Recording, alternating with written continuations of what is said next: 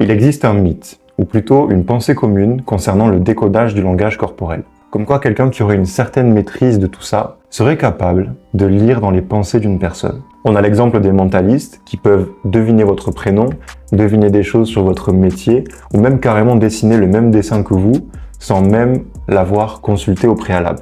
Mais on parle là d'un domaine qui est différent et qui utilise des outils qui eux aussi sont différents. Et avec le décodage du langage corporel, on peut voir plein de choses, on peut décoder plein de choses et on en parle tout de suite. Alors, imaginez qu'à l'intérieur d'un échange avec quelqu'un de votre équipe, un client, un patient ou quelqu'un de votre famille, vous soyez finalement en capacité d'être témoin, au-delà de ces mots, de ce que la personne vit à l'intérieur. Vous observez lorsqu'il pense à quelque chose mais qu'il ne vous le dit pas. Vous observez lorsqu'il est mal à l'aise, lorsque quelque chose le dérange, lorsqu'il n'est peut-être pas d'accord avec vous. Vous êtes en capacité de voir lorsqu'il n'est pas 100% ouvert dans l'échange avec vous, ou plutôt qu'il se ferme. Vous pouvez voir lorsque quelque chose l'agace ou lorsqu'il vit de l'émotion. Et même si on va plus loin, vous êtes en capacité de voir s'il est sincère ou non, s'il est dans un échange plutôt authentique avec vous ou non, s'il dit la vérité ou non. Vous pouvez percevoir où en est la relation et comment lui ou elle se sent avec vous et qu'est-ce que lui ou elle vit à l'intérieur. Donc c'est génial, non?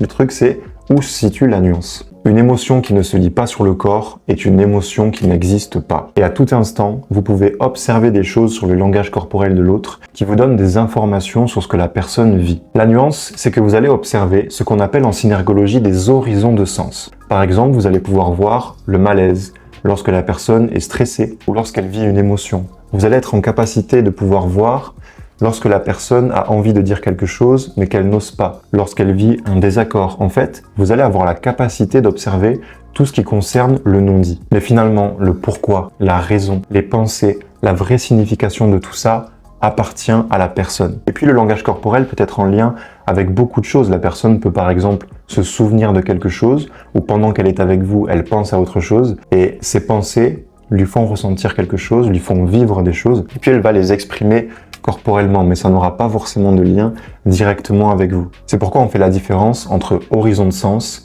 et signification. Parfois, le contexte est si clair qu'on comprend tout de suite ce qu'il se passe, on est bien d'accord. Mais la plupart du temps, pour passer de l'horizon de sens, du coup, à la signification, il va falloir passer par le questionnement. Donc on va questionner la personne. Et heureusement quelque part, parce que personne n'a envie qu'on déduise des choses de lui ou d'elle sans forcément être consulté au départ. Tout comme vous n'avez pas non plus envie de déduire des choses de quelqu'un pour au final faire fausse route. L'intérêt que j'ai à croire une chose n'est pas la preuve de l'existence de cette chose. Voltaire. Et le meilleur moyen de comprendre l'autre, c'est finalement de faire un pas vers lui, avec curiosité et un profond désir de co-construire avec lui ou elle quelque chose d'authentique. Et si vous voulez aller plus loin sur le thème du décodage du langage corporel, cliquez sur le lien dans la description, on pourra démarrer l'aventure ensemble. Vous pouvez vous abonner, liker cette vidéo si elle vous a plu. Quant à moi, je vous dis merci et à très vite pour un prochain moment ensemble.